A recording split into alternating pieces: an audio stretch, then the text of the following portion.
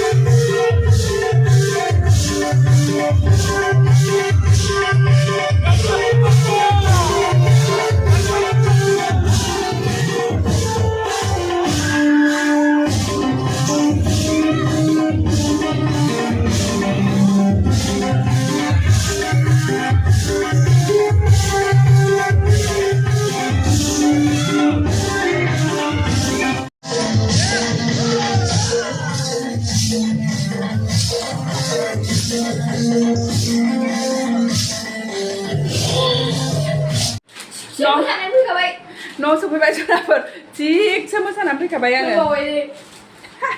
पता था जब तक गणेश चतुर्थी रहेगा तब तक इनके मुंह में तो यही चलेगा नै फिसाजोआ गेलेनो नुवाखै मा गेलेनानै ओमफ्राय आरामसे सस लालायनानै जाग्रा जाबावसै जानो नागिरबाय गाहा मोसाया ओमफ्राय आंखौ जिरायबावबाय नै गणेश जब तक नहीं जाएगा तब तक आप ऐसे बोलते रहेंगे बोल रहे थिगसे मोसाबाय आरो माथो बिराद इन्ट्रेस्ट नांखायो मोसानोबो बिदिबा दिनै बिदाया एसेनोसै सोनाफोर भिडिअखौ नायनो थाखाय बयनिसिमबो थेंक इउ गोजोन्थों बाय बाय गुड नाइट